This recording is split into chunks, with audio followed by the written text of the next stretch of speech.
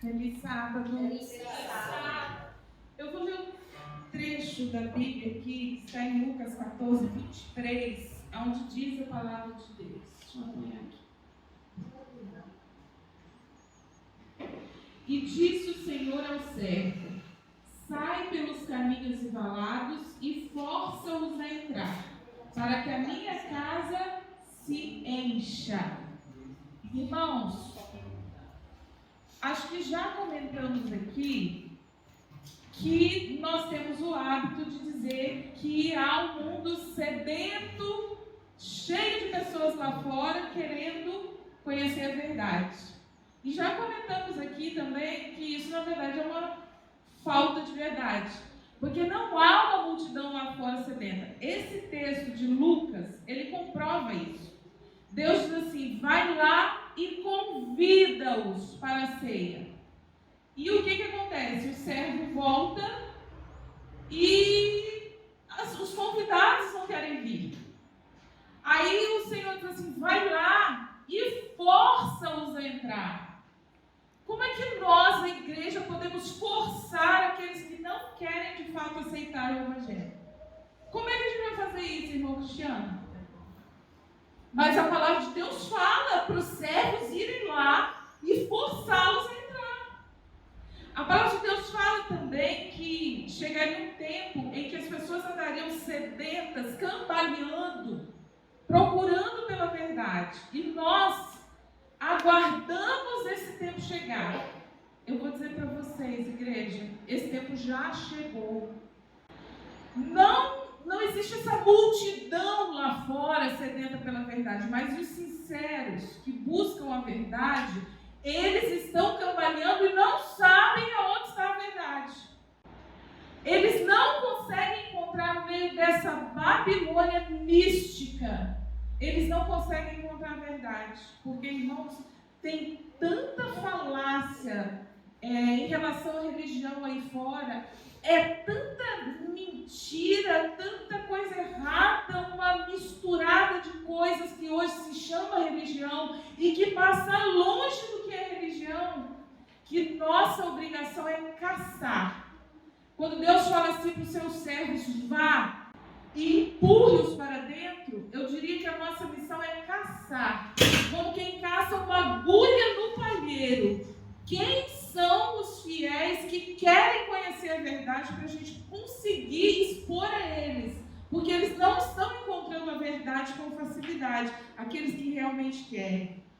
E nós temos perdido tempo, sabia?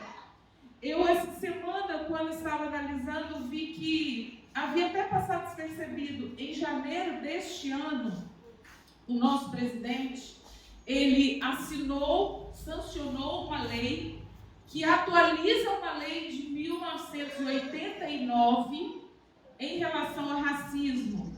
E quando essa lei foi atualizada no início desse ano, ela ficou conhecida como a Lei Anti-Piada, porque é uma lei que atingiu mais diretamente os humoristas que fazem piada com minorias.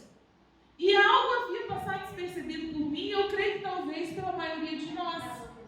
Essa lei diz assim também que falar contra religiões de matriz africana é crime, punível com prisão. E não só até 4 anos, aquela que você não vai preso. Punível com prisão acima de 5 anos, para que você de fato possa ficar preso. Aí eu pergunto para a igreja: como é que nós vamos falar sobre os 3 espíritos de Ram? Quem ouvir, entenda. Quem conhece a profecia que sabe. Então, irmão, fica quietinha. Fica quietinha. Fica quietinha. Como nós vamos falar sobre os 3 espíritos de Ram? Me diz. Quando nós estávamos aqui estudando essa lição de hoje, eu estava pensando o seguinte: hoje estamos falando aqui abertamente sobre a Igreja Apostólica Romana, o papado. Já não podemos falar sobre um dos 3 espíritos de Ram, sob pena de prisão.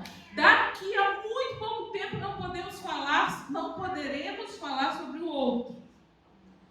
Nós estamos perdendo tempo.